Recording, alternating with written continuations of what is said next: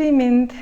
За тэгээд амлсан ясаараа би өнөөдөр нөгөө модны царай лекцэндээ зориулаад жижигхэн бичлэг хийх гэж байна. За модны царай лекцэн дээр би ярьж байгаа те Биксенскийн нөгөө эхнэрийн хүрэг гээд зургийг анхаарад би айгүй хямарч ийсэн гэж те. Тэгэхээр зэрэг бид нар ер нь аливаа урлагийн бүтээлд ер нь юунд ч бай те дуртай байна, дургүй байна гэдэг болвол ганцхан тухайн зүйлийн сайн муугаас ерөөсө болдгоо. За би тэр эхнэрийн хүрэг зургийг анх харж байхдаа гол зүйлийг хийжсэн. Би тэр үед аягүй их ядардаг байсан 2005-6 оны үед. Одоо би тэр үед сонсч байсан дуунууд, тэр үедээ бүр ухаангуу дурлал сонсч байсан дуунууд юм уу, үзчихсэн кинонууд, тэр үед өмсчихсэн хувцас нартай дургүй байдаг. Яагаад гэвэл тэр нь надад бие сэтгэлийн аягүй их тийм ядрал, туйлдал, ганцаардал ч юм уу тийм мэдрэмжүүдтэй холбоотой байдаг болохоор би тэр бүхэн дургу. Гэтэл тэр үед миний сонсч байсан тэр хөгжмүүд ч юм уу, кинонууд, урлагийн бүтээлүүд муу байсан гэсэн үг ерөөсөө биш шүү дээ, тийм магадгүй гайхамшигтай сайн бүтээлүүд байж болно. Тэгэхээр зэрэг аливаа юмд бидний дуртай байна, дургүй байна гэдгийн цаатал дандаа бидний одоо дуртай юмны цаана бидний үнэт зүйлстэй биднэрт эрхэм нандин байдаг зүйл авж исэн таашаал ханал нандин дурсамжууд байдаг. Бидний дургүй байдаг зүйлсийн цаана дандаа бидний өвдөлт хөндөрүүд биднэрт тулгарч исэн асуудлууд тий байгаа. Бид нар хин нэгэн хүнд дургүй байна, ямар нэгэн үйл явдалт ч юм уу. За одоо тэр урлагийн бүтээлд хөгжим дуунд дургүй байна гэдгийн цаана дандаа бидний сэтгэлийн шаналн за бидний одоо нэг ёсоор бол асуудлууд л байдаг гэсэн үг. За тэгээд энэ зургийг хөргийгтэй эхнэрийн хөргийг анх хараад ингээд хямарч исэн маань миний өөрийн тэр дотоодын сэтгэлийн байдалтай, сэтгэлийн цаг ууртай холбоотой. Нөгөө талаасаа ерөөсөө их урлаг хямрах хэрэгтэй гэж үздэг. Багш нар маань дандаа тийг заадаг байсан те. Хэрвээ их урлаг байх юм бол дандаа хямрах хэрэгтэй. Одоо нэгснээ сэтгэлийг амаргүй болгох хэвээр. Одоо сэрээж байгаа юм шиг те. Одоо бид нар ингээд хүүхэд байхдаа нэг сайхан зүүдлээл унтжээтэл ингээд босоорой гэх дунд дургуул байдаг байсан шүү дээ те. Яг тэрнтэй адилхан урлаг бид нарыг сэрээж явах хэвээр. Тэр сэрүүлэг биднэрт зарим үед таалагдахгүй байж болно. Одоо тэр сэрээлт зарим үед одоо алгадж байгаа юм шиг, цогж байгаа юм шиг бид нар лөө одоо харцны хүүт ус цацж байгаа юм шиг санагдаж болно. Бид нар одоо ухаан алдсан хүнийг хамгийн түрүү алгадаад ч юм уу те ус цацаж сэрээдэг шүү дээ те. Тэр нь зарим талаар тус болдог. За заримдаа урлаг бид нарыг аргадаж сэрээдэг. Одоо би жишээлбэл хүүхэд байхдаа ээжээрээ сэрээлэх дуртай байсан. Аавыг сэрээхэд дургу. Тэгээ аав жоохон огцом ч юм уу сэрээдэг. Ээж болохоор үнсээд, аяархан хүрээд надад ямар байдгийг мэдрээд ч юм уу те.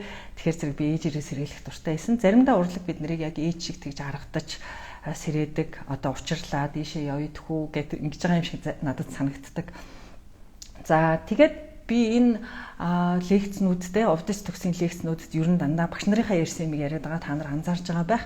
Тэгэхээр зэрэг энэ мэдээллүүд одоо бидний сайн мэдэх урлагийн түүхийн номонд ч юм уу хувцсны түүхийн номонд байдаг мэдээллүүдээс өөр байж болно. Бараг өөрч байх ёстой гэж би бодож байна. Нэгэнт одоо гадуур байгаа номнууд ч юм уу эсвэл цахимаас одоо та нар ингээл зүгээр хитгэн товч дараад олчих мэдээллийг би одоо ингэж лекц болгож бэлдээл та нарт зарах ямар ч хэрэг байхгүй ш. Тэгэхээр зэрэг энэ бол өөр хаанч байхгүй мэдээллүүдийг би өгөхийг зорж байгаа гэсэн үг. За багш нарын аман дамжлага гэдэг нэг зүйл байдаг. Мэдээж хэрэг багш нар огт урлагийн түүхээс гажууд өөр хаанч байхгүй юм ярихгүй л дээ тий. Гагцгүй тэр хүний сэтгэлээс ингэж боловсрч ингэж гарч ирж байгаа одоо туслууд гэх юм уу тий нэрмэлч юм шиг би бол тэгж боддог одоо охин туслууд юм шиг тий. Тэгэхээр тэр бол зүгээр ингээд багш гүйж орж ирэл ярьцдаг зүйл бас биш, хүлээж авах шавнараас хамаардаг. Одоо шав багш хоёрын сэтгэл зүйн одоо яг тэр нэг үйлцэл нэгдэх ч юм уу те одоо шавийн сэтгэл зөөлрөөд багшаас ирж байгаа тэр үр унахад одоо бэлэн болцсон тэр үед ямар нэгэн байдлаар одоо багш шав хоёрын тэр оюун сэтгэлийн ерөөсөө тэр сэтгэл санааны байдлын тэр нэг огтлцол дээр яг тэр аман дамжлагууд болдог баха гэж би боддог. Тэгээд би аль болохоор одоо оюутан байх хугацаанд ч юм уу дараа нь одоо энэ урлаг судлалаар сэтгэл судлалаар сурч явах явцдаа багш нараас яг авч исэн тэр зүйлсийг би та бүхэнд ингэж дамжуулахыг оролдож байгаа. Мэдээж хэрэг тэнд миний өөрийн зүйлс бас байгаа. Яагаад гэвэл багш нарын өгсөн бүх зүйлийг би хүлээж авах байгаа шүү дээ. Зарим үед тэр надад таалагдахгүй. Энэ нь муу байсан гэсэн үг ерөөсөө биш. Зүгээр би тэр ямар нэгэн мэдээлэлд бэлэн биш те. Ямар нэгэн тэр оюун сэтгэлийн боловсролд сэтгэлийн соёлд би өөрөө бэлэн биш байсан байж болно. багш битэрийн одоо яг тэр сэтгэлийн байгалийн одоо цаг агаар нь яг нэгдээгүй байж болно тийм багш одоо юу гэдгийг өрийн сайхан хавар багшийн минь сэтгэлд болж хахад миний сэтгэлд одоо дүн өвөл болж исэн ч гэж бас магадгүй.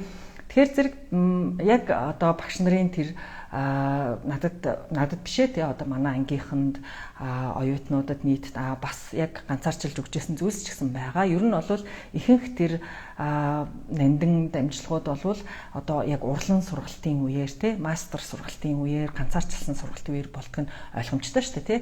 Тэгэхээр зэрэг тэр зүйлсээс би яг надад тус болсон миний одоо бодож байгаагаар миний шүү дээ тий бодож байгаагаар үзэж байгаагаар миний оюун санааны хөгжилд тус болсон яг миний амьдралын туршлагаар батлагдсан эдгээр зүйлсийг би та нарт хэлхийг оролцдог. Уулаасаа өмнөх сэтгэл зүйн лекцүүд дээрээ ч гэсэн одоо увд төгс одоо цомгийнхоо лекцүүдээр ч гэсэн дандаа тэр минийхээр миний үнэнтэй нэгдэж байгаа тэр зүйлсийг би одоо та нарт дамжуулахыг оролдож байгаа. За тэгээд модны царай лекцийн талаар надад чатад ирүүлж байгаа хүмүүстээ их баярлалаа. Хувцсны дизайнаар суралцж байгаа урлаг судлалаар ч юм уу те суралцж байгаа оюутнууд юм болов гэж би бас таамаглаж байгаа. Зарим нь бүр би одоо энэ лекцийг бүр өөр хинт ч сонсгомооргүй ангийнхаа хүмүүс баг бити сонсоосаа гэж бүр хармын сэтгэл төрж ийна энэ төр гэд битсэн байсан. Би тэрэнд нь баярлж байна. Гэхдээ бид нар аливаа мэдлэгийг харамлах хэрэггүй. Ягаад гэвэл бид нар тэр мэдлэгээс өөрийнхөө авч чадахын хэмжээгээр л авдаг. Хэрэгжүүлж чадахынхаа хэмжээгээр л хэрэгжүүлдэг. Тэгэхээр зэрэг аль болохоор олон хүн сонсоосай, олон хүний амьдралд яг бодит амьдралд нь миний лекцүүд тус болоосай, асуудлын шийдээсэй гэж би хүсэж байна. За тэгээд миний санал болгож байгаа кинонууд бол айхтар хүнд одоо нөгөө түрүү би хэлсэн шүү дээ тий урлаг бол нөгөө хямрах хэрэгтэй гэж хэлсэн. Тийм хүнд кинонууд юусоо байхгүй байгаа. Би одоо зүгээр л олон нийтэд зориулсан тэр кинонуудаа санал болгож байгаа шүү. Харин би одоо яг урлагийн ганцаарчлсан сургалтынхаа үеэр нэлээд хүнд кинонууд үзүүлдэг байсан. Одоо бол би тийм сургалт явуулахгүй байгаа. Тэгээд би тренингийнхээ үеэр мэдээж одоо сэтгэл зүйн тренингийнхээ үеэр хүндөвтөр кинонууд үзүүлдэг. Одоо энэ лекцийн үеэр санал болгож байгаа кинонууд бол зүгээр тэр миний лекцээр дамжуулаад чихээрээ одоо хүлээж авч байгаа, үгээр хүлээж авч байгаа мэдээллийг одоо харааны хэлбэрээр одоо нүдэн дүрслэлээр те гүцээхэд нөхөхөд та бүхэнд нэмэр болохоор те тэр энгийн кинонуудыг санал болгож байгаа шүү. Энд одоо тэр тухайн киноны маань ямар жанр байна, ямар хийц маягтай байна, үнэхээр урлагийн бүтээл мөн үү биш үү ерөөсөө ч хамаа байхгүй. Харин одоо эхний хитэн лекц маань тий сэтгэлийн гэр 22 пазл модны царай гэд лекцүүдийн маань тэрэн дээр гарч байгаа зарим одоо хугтгуунуудыг юу юм болоо гэх тэр таамаглалыг магадгүй энэ киноноос авч болохын тэгээд нүдээр те одоо дүрслэх урлагаар дамжуулаад бид нар аливаа зүйлийг анзаарч ажиглаж ангилж те бас өөрийн гэсэн тэр анализ дүгнэлт хийгээд хамгийн гол нь одоо бид нар өөрийнхөө сэтгэлд байгаа тэр миний гих тэр зүйлд те хүрэхэд л одоо танд туслаасай гэж би бодож эдгээр кинонуудыг санал болгож байгаа юм шүү. За тэгээд энд Агуу Гэтсби гэх кино байгаа. Гэхдээ сүүлийн үеийнх нь биш 1974 онд Роберт Редфордын одоо энэ кино байгаа. Энийг үзээрэй. Тэгээд сүүлийн нөгөө Леонардо Ди Каприогийн тоглосон Агуу Гэтсбитэй харьцуулаад үзсэн ч бас болно. За тэгээд Авиатор гэх кино байгаа. Бас Ди Каприо тоглосон.